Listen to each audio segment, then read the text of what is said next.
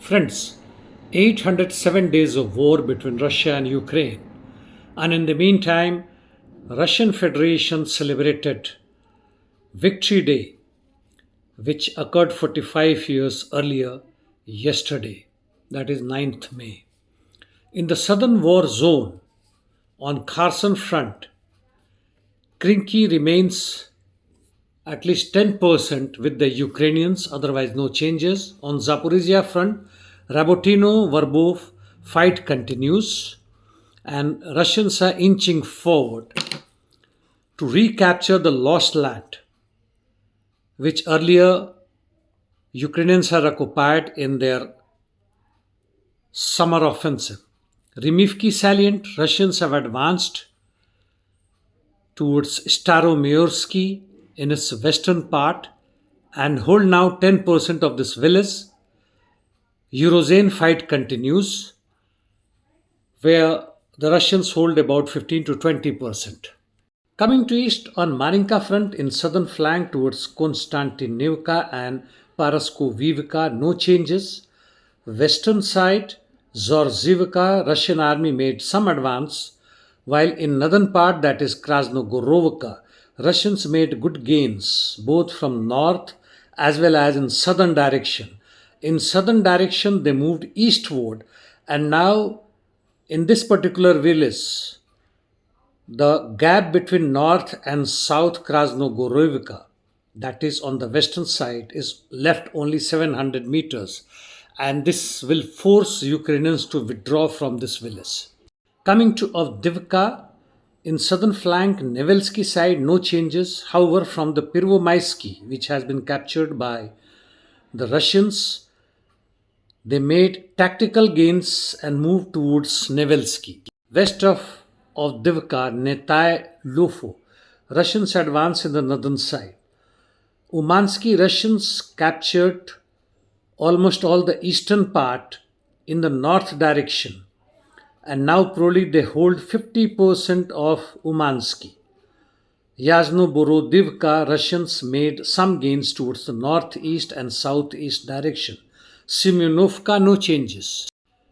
Northern Avdiivka, Russians advanced in the eastern part of Novopokrovskoe and also towards Novoalexandrovka. From Ocheretino, which is held by the Russians, no advance. Alexandrovka, Russians made gain, while Arkhangelskoe, no changes. Towards Solovyovo, Russians made gains both from western and southern side. Bakhmut, by and large, in southern flank as well as in west and northwest side, no changes. Chasiv, Russians are continuously carrying out offensive operations on the flanks. North of Soledar and Siversk region, no changes.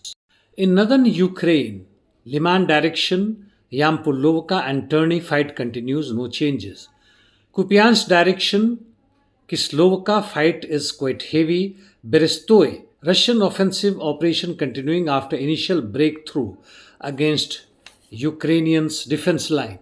Interdiction missions, Ukrainians hit Belgorod, Bryansk and Kursk region using UAVs and missiles from ATACMS. Russian army struck airfield in Nikolaev and other targets in Odessa, Chernihiv, Krasnodar. Some other related informations. Zelensky has finally dismissed ex-commander-in-chief of Armed Forces of Ukraine from military service, citing his deteriorating health. Palestine, Israel, Middle East. In Gaza Strip, IDF has increased area of operation. Earlier, around Yasser Arafat International Airport. It also advanced north of Rafah border. However, the latest is that after extreme pressure from USA and other parts of the world, the Israeli forces have suspended their operations across Rafah. In southern Gaza, nothing special to report, while in northern part, IDF operation continues. One of the reasons for suspension of operation by the Israelis in Rafah is what Biden said. I have made it clear to Netanyahu and the war cabinet that they will not have our support. However, Houthis are continuing their operations in the Red Sea. In Sweden, more than 10,000 people demonstrated against Israel's participation in Eurovision Song Contest.